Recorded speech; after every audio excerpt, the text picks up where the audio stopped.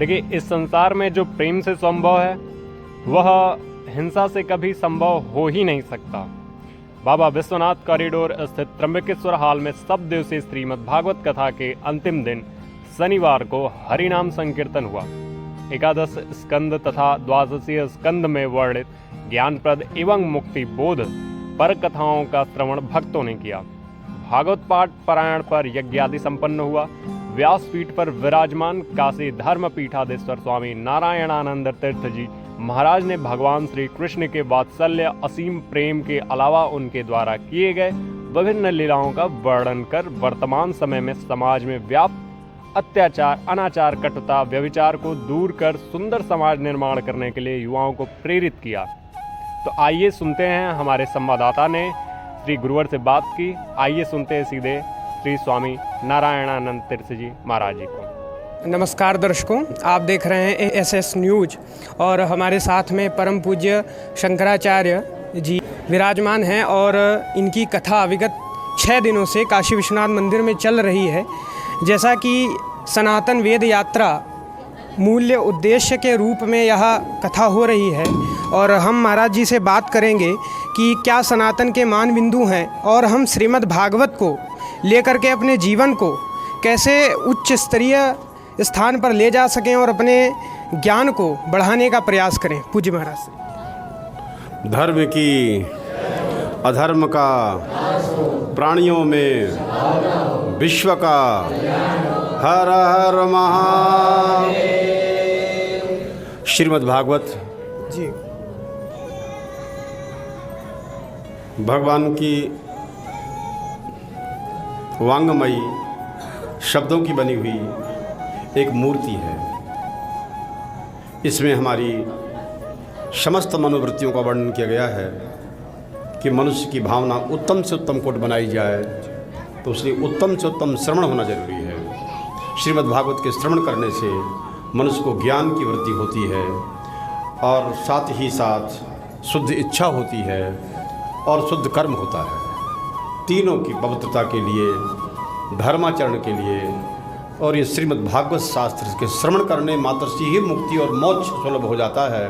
संपूर्ण वेद शास्त्रों का सार, वेद शास्त्र सनातन धर्म की आधारशिला है और निगम कल्प तरोर गलितम, उसी वेद शास्त्र का पका हुआ फल इस श्रीमद् भागवत शास्त्र है। इसमें कुछ भी त्याज्य अंश नहीं है। सनातन धर्म के वेदों, शास्त्रों, पुराणों, उपनिषदों सबका ये सार संग्रह है। एक शास्त्र को श्रवण करने के बाद संसार में किसी शास्त्र को श्रवण करने की जरूरत नहीं पड़ती है।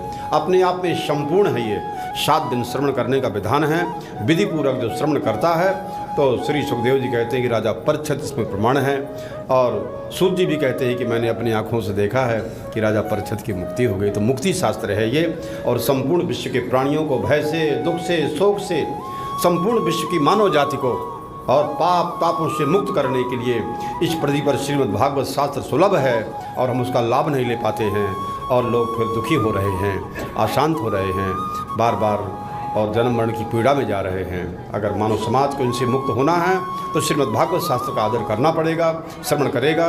ये मनुष्य को उच्चतम और ऊंचाई में ले जाता है जहाँ द्वैत का अत्यंत अभाव हो जाता है और जहाँ एकदम एकत्व का अनुभव हो जाता है। शांति, प्रेम, एकता, विश्व बंधुत्व की भावना को बढ़ाने वाला और सारे विश्व के कल्याण के लिए ये कोई मंगल करने वाला है वो श्रीमद् भागवत शास्त्र है।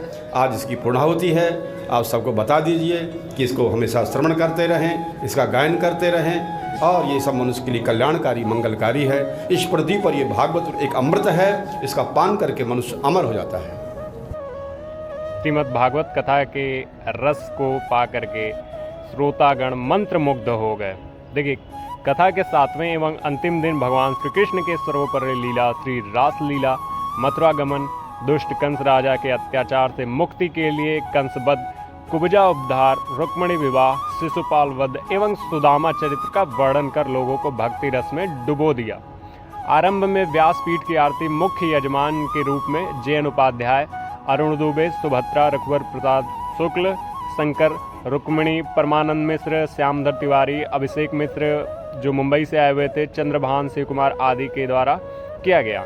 धर्मपीठ के उत्तराधिकारी लखन स्वरूप ब्रह्मचारी जी ने अतिथियों का अभिनंदन किया। संचालन पीठ के प्रवक्ता डॉक्टर आस्तिक द्विवेदी जी तथा धन्यवाद ज्ञापन जो है वो योगाचार्य श्री रितेश ब्रह्मचारी जी ने किया। ऐसे ही खबर हम आपके लिए लाते रहते हैं, तो आप जुड़े रहें हमारे ASS न्यूज़ के साथ और मित्रों के साथ शेयर करना ना भूलें। मिलते हैं एक नए वीडियो में, तब तक के लिए आपका यह वीडियो देखने के लिए धन्यवाद।